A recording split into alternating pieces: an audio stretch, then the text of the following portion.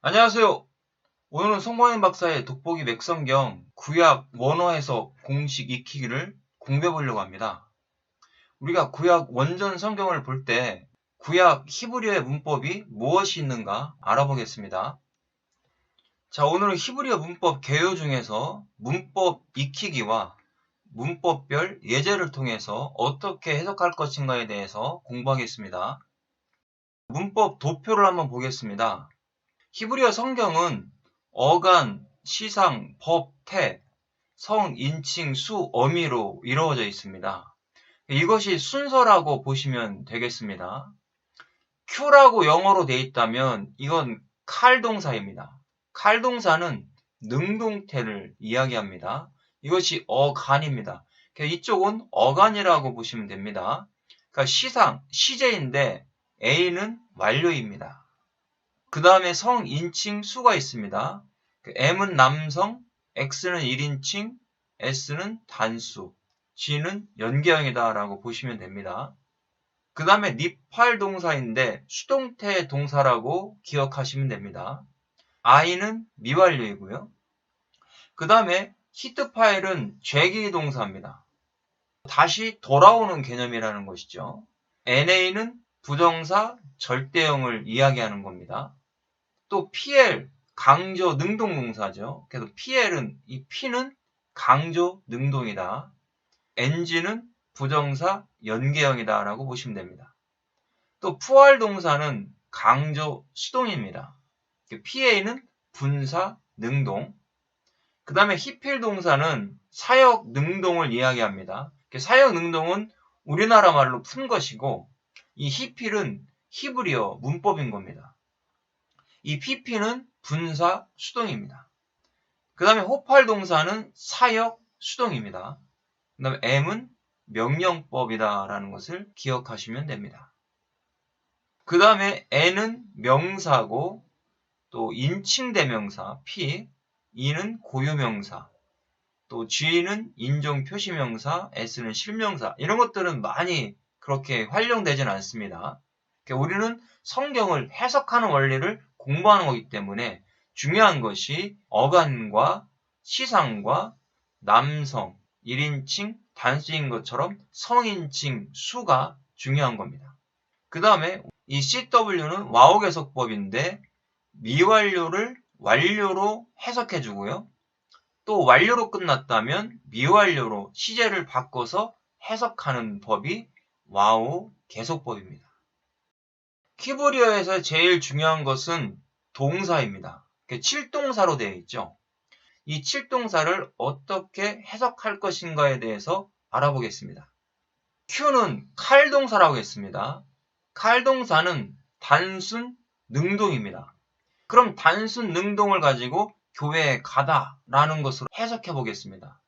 칼, 이 능동은 주체가 나라는 겁니다. 그래서 내가 교회에 간다 라고 이렇게 생각하시면 됩니다. 능동태이기 때문에 내가 직접적으로 교회에 간다라는 것을 생각하시면 됩니다. 그 다음에 니팔 동사는 단순 수동입니다. 자, 수동태니까 주체가 나는 맞지만 내 힘으로 가는 것이 아니라 외부의 영향을 받아서 가는 거라는 거죠. 그럼 교회에 가기는 가는데 내가 주체가 되어서 가는 것이 아니라 가게 되었다라는 거죠. 그러니까 누군가에 의해서 간다라는 거죠. 그러니까 누군가가 나를 데리고 가니까 가는 거예요. 원래는 갈 마음이 없었는데 누군가 나를 데리고 간다. 이게 바로 단순 수동태다라는 겁니다. 그래서 수동태는 나의 의지보다는 상대방의 의지가 크다라는 거죠. 그래서 성경에서 구원을 이야기할 때는 수동태로 되어 있습니다.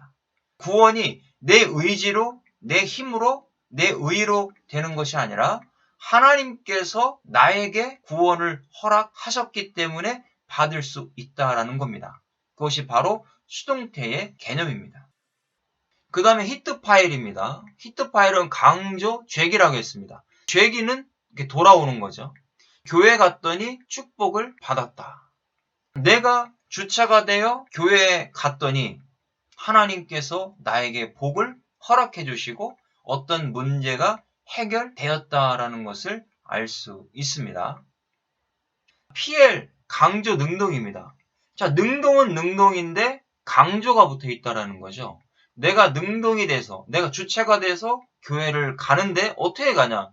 날아갈 듯 기뻐서 교회에 갔다. 그러면 PL로 가는 사람은 주일 예배를 기다리고 있겠죠. 그 예배가 오기만을 기다리고 있다가 기쁜 마음으로 갔다라는 것을 보여주는 겁니다. 그 다음에 푸알, 강조, 수동입니다. 자, 이 수동이니까 강조가 붙어 있어요. 나는 가기 싫은데 가야 되는 거예요. 억지로 끌려서 교회 갔다. 억지로 가는 거죠. 나는 가기 싫은데 억지로 가고 있다라는 것을 이야기해 주는 겁니다. 그 다음에 히필은 사역 능동입니다. 자, 이 사역 능동은 교회에 가게 시켰다. 사역이죠. 누군가가 시킨 겁니다. 감동을 주셨다라는 거죠. 하나님께서 나에게 감동을 주셔서 교회 갈 수 있도록 하셨다라는 의미를 가지고 있습니다. 그 다음에 호팔, 사역 수동이죠. 시킴을 받은 거죠. 수동태에 사역이 붙어 있으니까 너는 이것을 해야만 한다라고 시킴을 받은 겁니다. 교회에 가도록 시킴을 받았다라고 하는 개념이 있습니다. 이 히브리어 문법 7동사가 성경에서 어떻게 쓰여졌는지를 보고 우리가 해석하는 법을 공부해 보겠습니다. 칼동사 단순 능동입니다. 창세기 3장에 말씀하죠. 동산 중앙에 있는 나무의 실과는 하나님의 말씀에 너희는 먹지도 말고 만지지도 말라. 너희가 죽을까 하노라 하셨느니라. 자, 여기에 보면 하나님의 말씀이 아마르로 되어 있습니다. 이 아마르가 이야기하다, 생각하다, 선언하다, 명령하다, 약속하다 이런 뜻인데요. 여기에 보면 V는 동사예요. 칼, 능동태죠. 그래서 A는 완료고요. M 남성, Z 3인칭, S는 단수. 이렇게 풀어서 보시면 되는 겁니다. 칼동사로 되어 있다. 주체가 누굽니까? 하나님의 말씀에. 그럼 하나님이 주체인 거라는 거죠. 하나님께서 직접 말씀하셨다. 그게 하나님의 말씀이라는 거죠. 동산 중앙에 있는 나무의 실과는 하나님이 너희는 먹지도 말고 만지지도 말라라고 말씀하셨다라는 거죠. 이 칼동사, 주체가 누구냐라는 것을 빨리 발견해야 되는 겁니다. 히브리어 문법 해석을 잘하기 위해서는 본문에서 말씀하는 주체를 발견해야 되는 겁니다. 그럼 여기에서 하나님이 직접 말씀하셨다. 하나님이 능동적으로 말씀하셨다라고 보시면 됩니다. 그 다음에 니팔, 단순 수동태입니다. 창세기 1장 9절에 하나님이 가라사대 천하의 물이 한 곳으로 모이고 묻이 드러나라 하시니 그대로 되니라 그랬습니다. 자, 물이 모이라고 했어요. 하나님이 말씀하시니까 물이 모이는데 카바라는 동사죠. 기다리다, 기대하다, 바라다, 소망하다 이런 뜻입니다. 자, 여기에 보면 니팔 수동태를 쓰고 있어요. 그러면 이 수동태를 쓰고 있는 주체를 발견해야 됩니다. 물이 모이고 그랬어요. 물이 모였다라는 것은 물이 주체이죠. 그런데 자기 스스로 모이는 것이 아니다. 왜 그래요? 수동태니까. 하나님께서 모이라 하니까 모이게 되었다라고 해석을 하는 겁니다. 이 물은 자기의 의지로 모이는 것이 아니다. 하나님께서 모이라고 말씀으로 명령하시니까 모이게 되었다라는 것을 수동태를 통해서 알 수 있습니다. 그 다음에 PL 강조 능동 동사를 보겠습니다. 창세기 3장 23절에 여호와 하나님이 에덴 동산에서 그를 내보내어 그의 근원이 된 땅을 갈게 하시니라 그랬습니다. 그를 내보내요 그랬어요. 에덴 동산에서 쫓겨나게 되는 거죠. 이제 나갈 수밖에 없게 된 겁니다. 하나님의 말씀에 불순종하니까 아담과 하와는 떠나야 됩니다. 그를 내보낸다고 했는데 샬라흐라고 하는 동사입니다. 보내다, 쫓아내다, 내보내다 이런 뜻이죠. 여기 보면 강조 능동 동사를 쓰고 있어요. P가 PL 동사죠. 그럼 주체가 누구입니까? 여호와 하나님이 에덴 동산에서 그를 내보낸다. 그러니까 하나님께서 주체가 되어 아담을 내보내고 있다라는 거죠. 그런데 능동은 능동인데 어떤 능동이에요? 강조가 들어가 있죠. 강조가 들어갔다는 얘기는 다시는 에덴 동산에 돌아오지 못하도록 내보냈다라는 것을 말씀해주고 있는 겁니다. 그럼 누가 내보냈습니까? 주체가 누굽니까? 하나님이라는 거죠. 하나님이 아담을 내보냈다. 에덴 동산에서 쫓아버렸다. 왜 그래요? 죄를 지었기 때문에 거룩한 하나님과 함께 살 수가 없다라는 겁니다. 그렇기 때문에 나갈 수밖에 없죠. 하나님이 쫓아버린 겁니다. 자, 그 다음에 부활동사입니다. 출애굽기 26장 14절에 붉은 물들인 순양의 가죽으로 막의 덮개를 만들고 해달의 가죽으로 그 윗덮개를 만들지니라 그랬습니다. 자, 붉은 물들인 그랬어요. 아담이라는 단어죠. 붉게 물들인 수양의 가죽은 예수 그리스도의 고난을 상징해주고 있는 겁니다. 그래서 성막의 모든 기구는 예수님을 상징하고 있죠. 여기에 보면 부활 동사를 쓰고 있습니다. 강조, 수동. 그러면 숫 양의 가죽으로 붉게 문드렸어요. 빨간 물을 들였다는 얘기죠. 그러면 주체를 찾아보는 겁니다. 주체는 숫양의 가죽이죠. 자, 이 숫양의 가죽이 빨갛게 물들여지기 싫어도 물들여질 수밖에 없다라는 것을 이야기해 주는 겁니다. 왜 그렇습니까? 수동태인데 강조가 들어갔기 때문이죠. 바로 이것은 예수님이 십자가에서 고난받기 싫어도 고난받을 수밖에 없고 피를 흘리기 싫어도 피를 흘릴 수밖에 없다라는 것을 내포하고 있는 겁니다. 우리가 이런 문법을 통해서 예수님을 발견할 수 있고 구독사 관점으로 해석할 수가 있는 겁니다. 그 다음에 강조 죄기동사입니다. 히트파엘. 출애굽기 33장 4절에 백성이 이 준엄한 말씀을 듣고 슬퍼하여 한 사람도 자기의 몸을 단장하지 아니하니 그랬어요. 자, 여기서 슬퍼하다고 했는데 아발이에요. 보면 죄기동사를 썼어요. 히트파엘, 강조, 죄기. 하나님께서 이스라엘 백성이 죄를 지으니까 같이 가나안 땅에 가지 않는다고 했어요. 그래서 슬퍼하고 있는 겁니다. 여기에서 이 죄기 누가 슬퍼하는 겁니까? 이스라엘 백성이겠죠. 이스라엘 백성들이 슬퍼하는 이유가 무엇입니까? 하나님이 자기 자신과 함께하지 않고 자기들과 함께 가나안 땅에 가지 않는다고 말씀하시니까 그 슬픔이 자기에게 돌아올 수밖에 없었다라는 것을 이야기해 주는 겁니다. 그러니까 우리도 예수님의 말씀을 부인하고 말씀대로 살지 아니하면 하나님이 나와 함께하지 않게 되는 겁니다. 그럼 우리는 슬픔이 나에게 돌아올 수밖에 없다라는 것을 보여줍니다. 자, 그 다음에 히필, 사역, 능동동사입니다. 열왕기상 3장 4절에 이에 왕이 제사하러 기브온으로 가니 거기는 산당이 큼이라 솔로몬이 그 제단에 1000번제를 드렸더니 그랬습니다. 자, 여기에 1000번제를 드렸다 그랬습니다. 알라라고 하는 동사죠. 올라가다, 오르다. 번제단의 그 번제도 알라라고 하는 동사에서 파생이 되었습니다. 하나님 앞에 올라가는 거죠. 우리들의 예배도 하나님께 올라가는 겁니다. 자, 여기에 보면 H, 사역, 능동, 히필 동사를 쓰고 있습니다. 그러면 여기서 1000번제를 드리는 주체가 누구입니까? 솔로몬이겠죠. 솔로몬이 1000번제를 제단에서 드리는데 하나님께서 사역, 능동, 감동을 허락해 주셨다라는 의미로 해석할 수가 있습니다. 자, 사역 수동동사입니다. 호팔령인데 출애굽기 31장 15절에 엿새 동안은 일할 것이나 일곱째 날은 큰 안식일이니 여호와께 거룩한 것이라 안식일에 일하는 자는 누구든지 반드시 죽일지니라 그랬어요. 죽일지니라라는 단어가 무트입니다. 여기 보면 사역 수동 동사를 쓰고 있어요. 그러면 안식일을 범하는 자, 안식일에 일하는 자는 누구든지 반드시 죽여라. 사역 수동이니까 그 사람은 죽을 수밖에 없도록 지명을 받았다라는 의미를 가지고 있는 거죠.